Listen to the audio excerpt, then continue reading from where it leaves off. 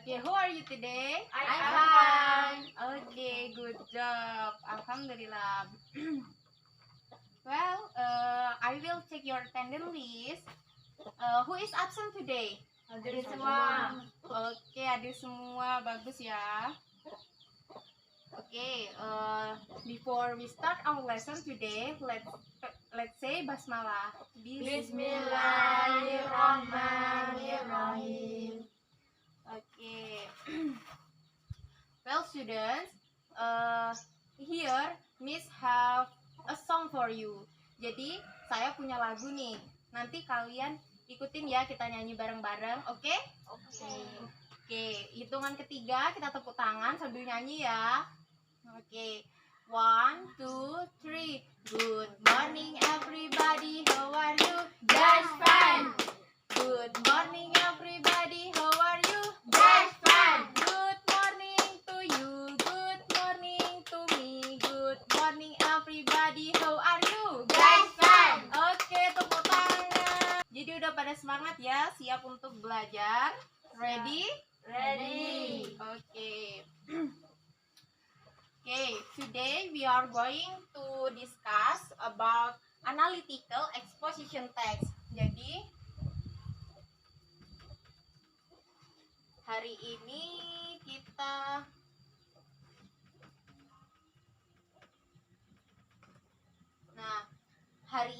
kita akan belajar tentang analytical exposition text.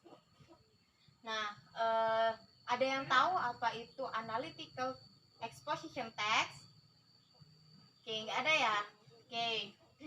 The definition of analytical exposition text is a kind of text that elaborate the writer's opinion on issue happening around him or her.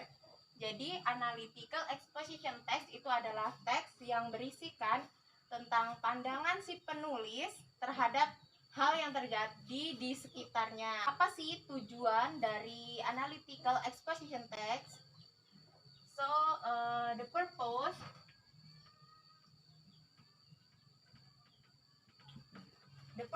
of analytical exposition text is to persuade the readers that the issue or topic is important matter.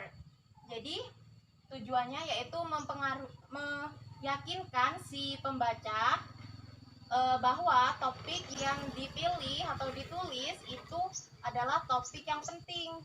Okay, there are three structure of analytical exposition text.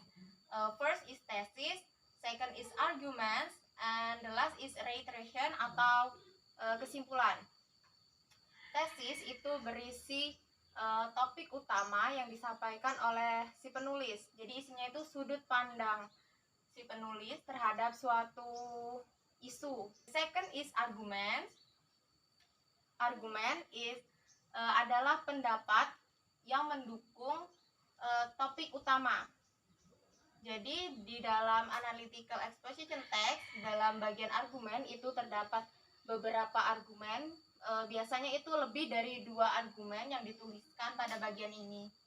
And the last is reiteration or conclusion atau kesimpulan. Reiteration itu berisi tentang penegasan kembali tentang topik yang telah dijelaskan sebelumnya.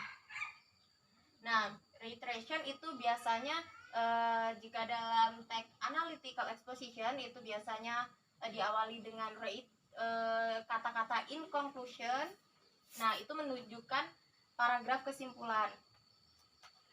And then analytical exposition text have generic structure, language structure, I mean.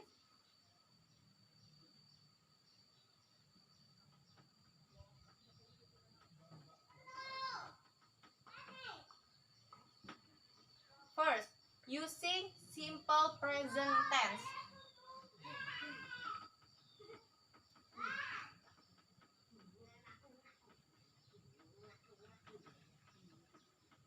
Nah, jadi analytical exposition text itu menggunakan simple present untuk tensesnya. And the second is using a word that can express the writer's feeling. Jadi yang kedua yaitu menggunakan kata-kata yang bisa mengekspresikan opini si penulis.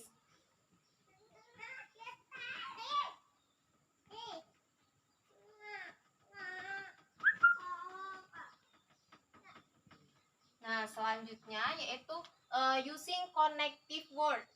Jadi dalam analytical exposition text itu menggunakan kata penghubung.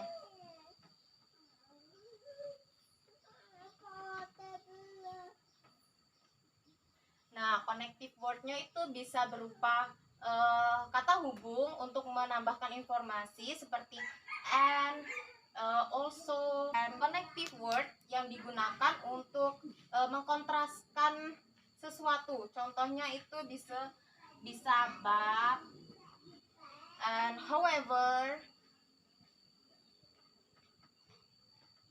dan lain sebagainya. Dan ada juga yang digunakan itu connective word-nya bisa berupa firstly, secondly, thirdly, and finishly.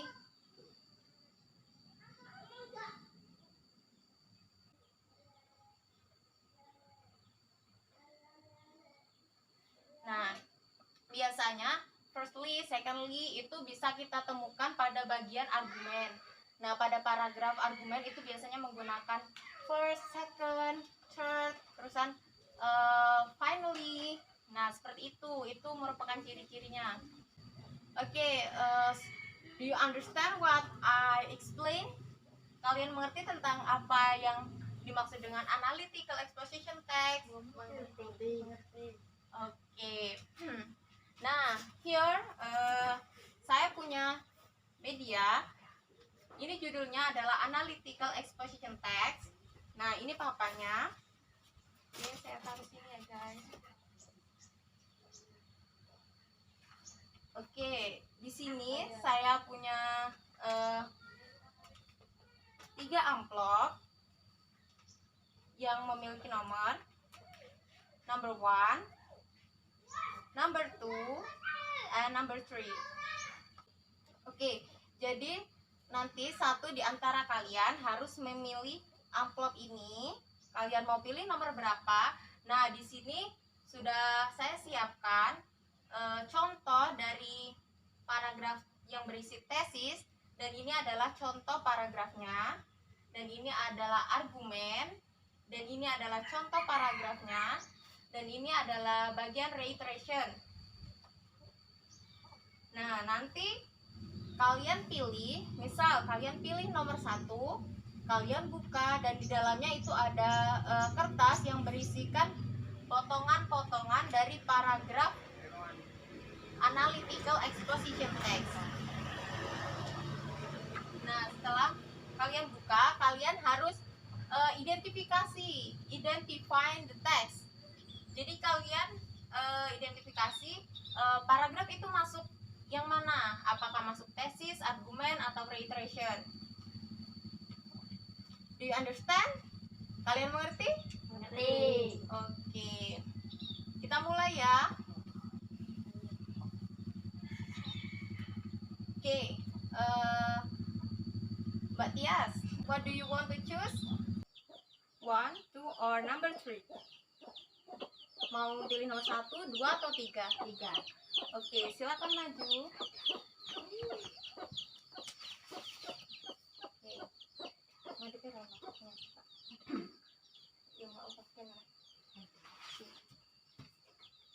Oke, silakan dibuka.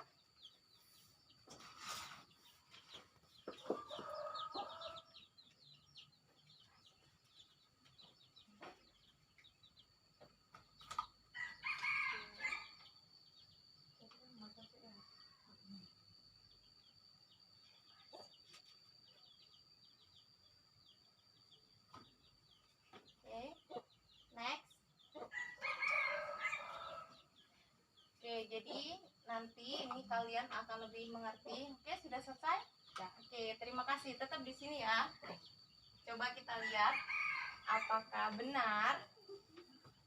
Oke.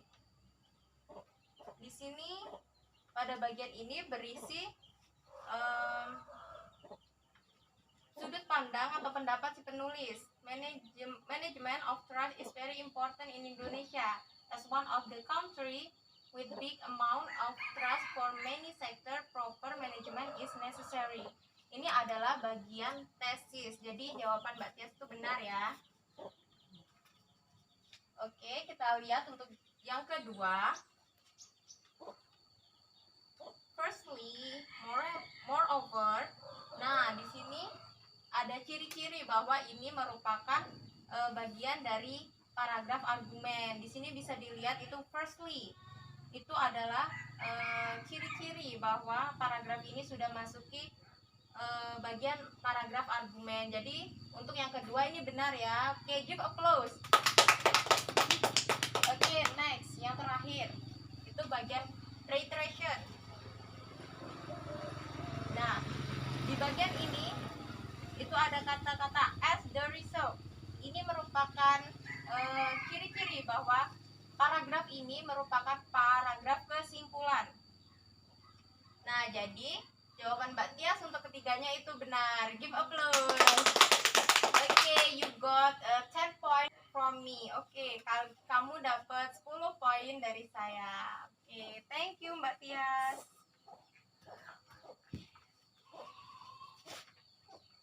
Well, students, do you understand about this material?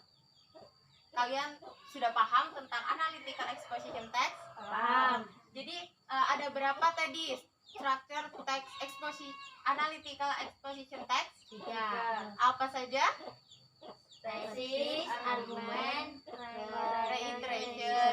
Oke, jadi sudah paham ya. Well, students, because time is up, I think enough for meeting today. So, please do your homework on page 21. Jadi tolong nanti di rumah kalian kerjakan PR-nya halaman 21, oke? Oke. Oke, the last I say wassalamualaikum, have a nice day.